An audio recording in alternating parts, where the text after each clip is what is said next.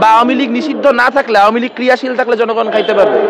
এই যে মঙ্গল শোভাযাত্রা নিয়ে আলোচনা, তামিম ইকবাল নিয়ে আলোচনা, মোস্তফা সরোয়ার ফারুকী নিয়ে আলোচনা, এই আলোচনায় কি জনগণের পেটে ভাত যায়? সারাদিন এই আওয়ামী লীগ নিষিদ্ধ করলে করেন, না করলে না, এই নিয়ে এত কথা বলারই আসলে আর কোনো দরকার নাই। এটা হচ্ছে ডিস্ট্রাকশন, এটা হচ্ছে সাইড ইস্যু। তারা তো কোনো নৈতিক কারণে আওয়ামী লীগ নিষিদ্ধ চায় না। তারা চায় একদিকে আওয়ামী লীগ নিষিদ্ধ থাকবে, আওয়ামী লীগের নেতাকর্মীরা তারা তাদের দলে নিয়ে সেই অনুযায়ী নতুন দল গুছায় বসবে, এই তো আর কি। সমন্বয়ক বা ছাত্র উপদেষ্টা উনারা নিজেদের বিভিন্ন ব্যক্তিগত ধান্দার জন্য নানান কথা বলতেছেন। এরা তো আসলে শুরু থেকে ক্যান্টনমেন্টের সাথে নেগোশিয়েট করে রাজনীতি করতে গেছে।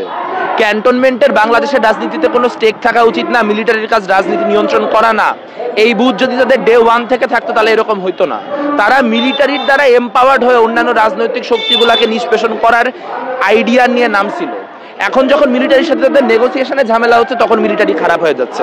তাও আবার কি, মিলিটারি ইনস্টিটিউশন হিসেবে অগণতান্ত্রিক না, এক ওয়াকার অগণতান্ত্রিক।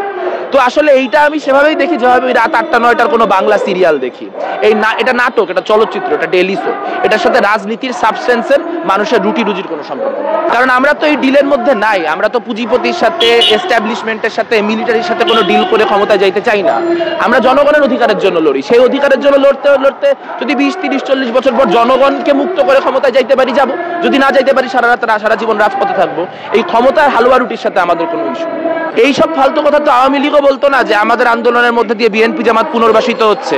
আপনার মনে থাকবে, জাতীয় নির্বাচনের ঠিক আগের সপ্তাহে শ্রমিকদের বেতন দেওয়া হলো না। শ্রমিকদের বেতনের দাবিতে আমরা দাঁড়াইলাম। তখন বলা হলো শ্রমিকরা এখনই নামছে কেন? শ্রমিকরা এখন নামছে কারণ তারা বিএনপি জামাতের দালাল, তারা বিএনপি জামাতের দোষর। তো এখন একই কথা বলতেছে যে আওয়ামী লীগের দোষর, অথচ নিজেরা জেলায় জেলায়, থানায় থানায় আওয়ামী লীগারদের পুনর্বাসন করতেছে। এগুলো হচ্ছে ভণ্ডামির রাজনীতি, এগুলো হচ্ছে হিপোক্রেসির রাজনীতি, আর কিচ্ছু। তাদের তো ওই জন্য আওয়ামী লীগকে নিষিদ্ধ রাখা লাগবে। তারা তো কোনো নৈতিক কারণে আওয়ামী লীগ নিষিদ্ধ চায় না। তারা চায় একদিকে আওয়ামী লীগ নিষিদ্ধ থাকবে, আওয়ামী লীগের নেতাকর্মীরা তারা তাদের দলে নিয়ে সেই অনুযায়ী নতুন দল গুছায় বসবে, এই তো আর কি। ভাই, উনারা যারা আছেন সমন্বয়ক বা ছাত্র উপদেষ্টা, উনারা নিজেদের বিভিন্ন ব্যক্তিগত ধান্দার জন্য নানান কথা বলতেছেন। তো এই কথার ভিত্তিতে আসলে আমি কোনো কমেন্ট করতে চাই না।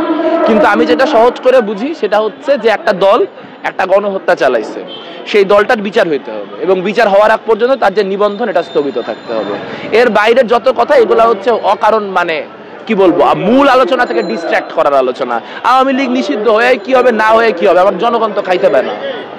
আওয়ামী লীগ নিষিদ্ধ হলে জনগণ খাইতে পাবে? বা আওয়ামী লীগ নিষিদ্ধ না থাকলে, আওয়ামী লীগ ক্রিয়াশীল থাকলে জনগণ খাইতে পারবে।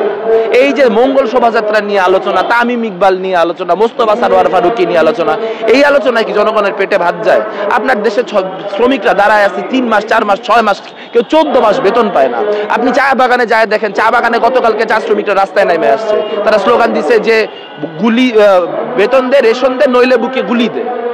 এই হচ্ছে বাংলাদেশের অবস্থা। বরিশালে শ্রমিকদের উপর যে হামলা হয়েছে, 6 দিন হয়ে গেল, তার কোনো বিচার হয় নাই।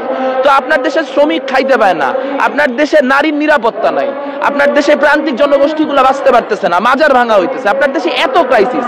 এই বাদ দিয়ে সারাদিন এই আওয়ামী লীগ নিষিদ্ধ করলে করেন, না করলে না, এই নিয়ে এত কথা বলারই আসলে আর কোনো দরকার নাই। এটা হচ্ছে ডিস্ট্রাকশন, এটা হচ্ছে সাইড ইস্যু, এটা হচ্ছে মানুষের যে রুটি রুজির আসল ইস্যু, সেটাকে সাইড করার জন্য ইস্যু। এই আলোচনা